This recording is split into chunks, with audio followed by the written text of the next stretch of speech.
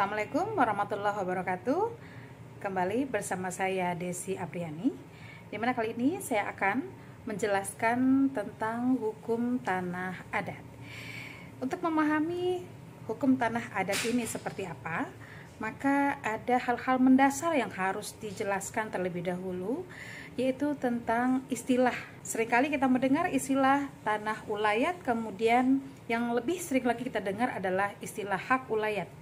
Bahkan di dalam berbagai peraturan perundang-undangan seperti Undang-Undang Pokok Agraria, istilah itu kemudian resmi digunakan untuk menyebut suatu hak atau kewenangan yang dimiliki oleh kelompok masyarakat hukum adat.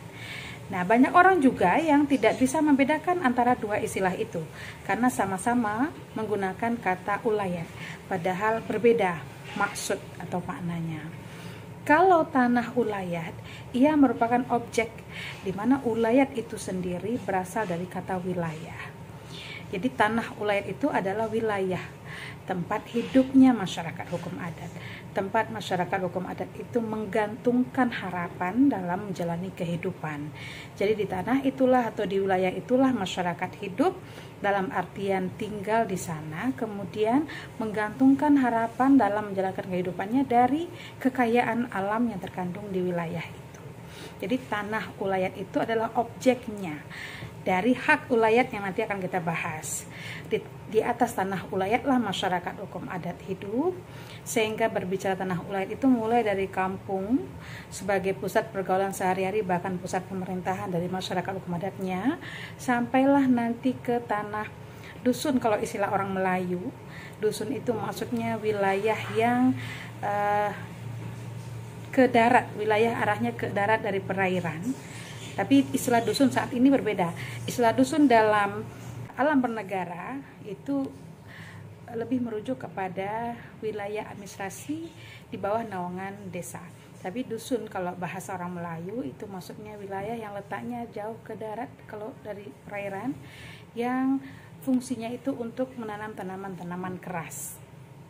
Makanya dalam film Upin Ipin, Atuk Dalang itu bilangnya nak ke dusun dulu, karena maksudnya Atuk Dalang itu ingin ke kebun duriannya yang jauh dari perairan atau perkampungan.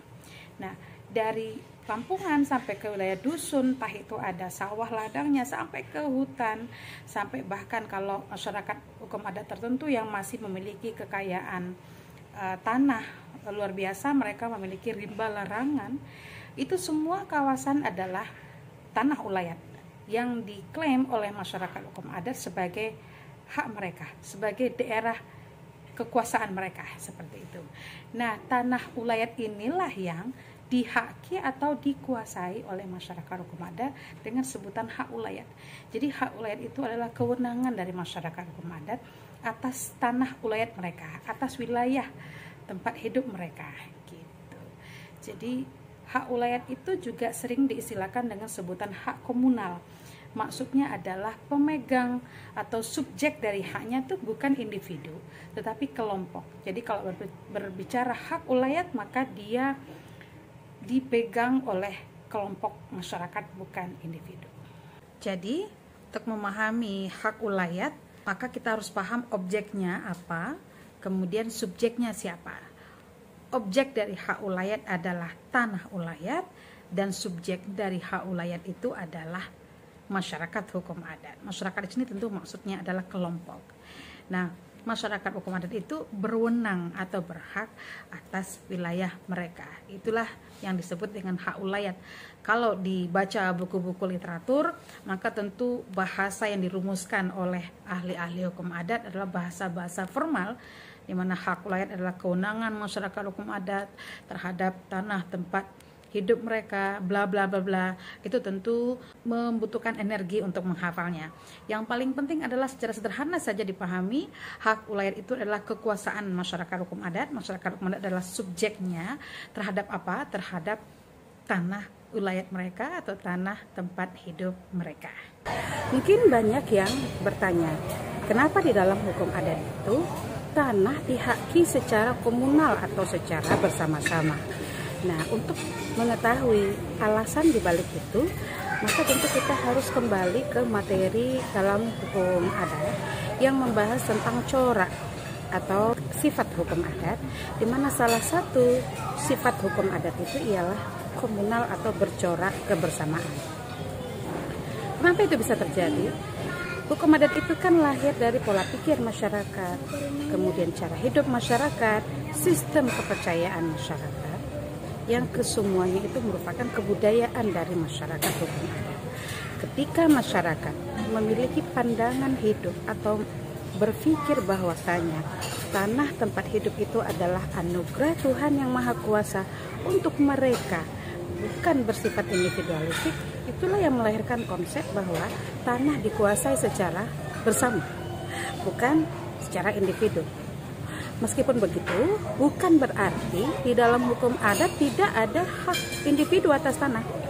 Terdapat juga hak perorangan atau hak individu atas tanah, di mana dalam hukum adat itu hak individu akan lahir dari hak ulayat tadi terhadap apa? Juga terhadap tanah ulayat. Jadi dalam hukum adat itu hak ulayat merupakan sumber dari lahirnya hak individu. Bagaimana kronologinya? Bagaimana bisa hak ulayat itu melahirkan hak individu? Nah, kita harus memahami bahwa hak ulayat itu memiliki kekuatan berlaku ke dalam masyarakatnya dan juga memiliki kekuatan berlaku keluar masyarakatnya, yang kesemua itu akan dipimpin oleh pemimpin adat, akan dimonitor oleh pemimpin adat. Nah, apabila seorang anggota masyarakat hukum adat menginginkan hak individu atas tanah yang berstatus hak ulayat, maka dia harus memberitahu kepada pemimpin adat supaya tidak overlapping dengan anggota masyarakat yang lain. Maka dilakukanlah aktivitas melakukan hubungan yang nyata dengan tanah. Kalau tanah itu tanah yang belum dibuka oleh siapapun sehingga dia berstatus sebagai hak ulayat, maka si individu itu membuka tanah tadi dengan cara tebang tebas, atau kalau orang-orang kampung menyebutnya menyusup atau memulai untuk menduduki suatu bidang tanah.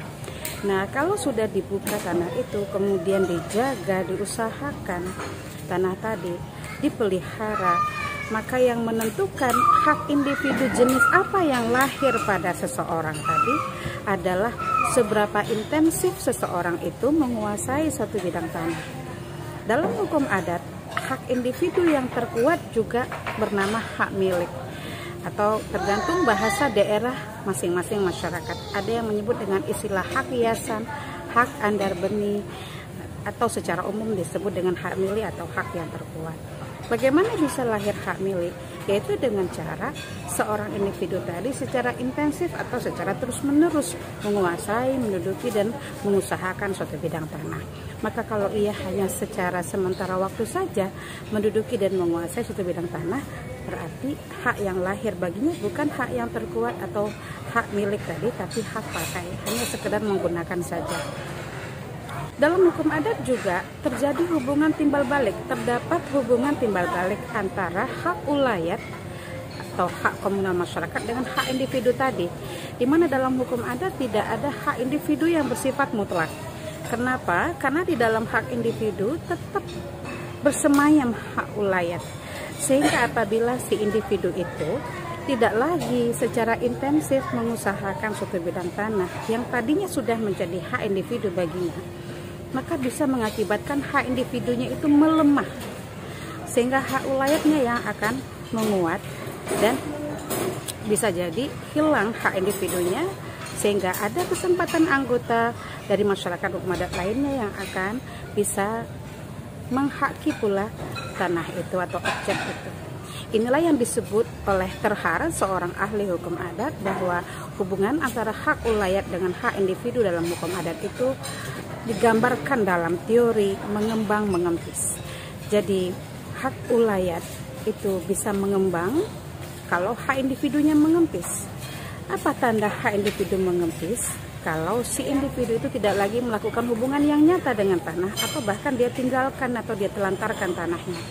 Sebaliknya, hak ulayat akan mengempis ketika hak individu mengembang, ditandai dengan si individu itu secara intensif mengusahakan dan menduduki suatu bidang tanah.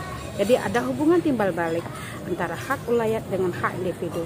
Apa pesan moral yang terdapat dalam konsep atau sistem seperti itu? Pesan moralnya adalah seorang individu bila mengaku berhak atas suatu bidang tanah, maka tentu dia harus melakukan hubungan yang nyata dengan tanah itu. Bukan hanya sekedar mengaku-mengaku saja, tapi dia harus melakukan kewajibannya, yaitu menjaga tanah dan mengusahakannya. Karena sejatinya hak tidak hanya berarti suatu kekuasaan atau kewenangan, tetapi di dalamnya juga ada kewajiban.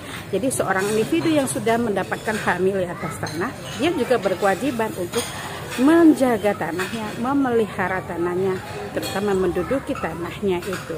Bila tidak melakukan kewajiban itu bisa beresiko atau berakibat hilang hak individunya itu kembali menjadi hak ulayat. Kalau Muhammad Kusnu, juga seorang ahli hukum adat dari Indonesia, menggambarkan hubungan antara hak ulayat dengan hak individu itu dengan teori wadah dan isi. Jadi hak ulayat adalah wadahnya, sementara hak individu adalah isinya. Kemudian, apa pula maksudnya hak ulayat itu berlaku keluar, memiliki kekuatan berlaku keluar? Maka maksudnya adalah orang asing juga bisa sebenarnya mendapatkan hak individu di atas tanah ulayat yang dihaki oleh masyarakat hukum adat secara komunal. Hanya saja, bila orang asing yang menginginkan hak individu, maka dia harus meminta izin terlebih dahulu kepada pemimpin adat. Bila pemimpin adat tidak memberikan izin, maka dia tidak bisa memperoleh hak individu tadi.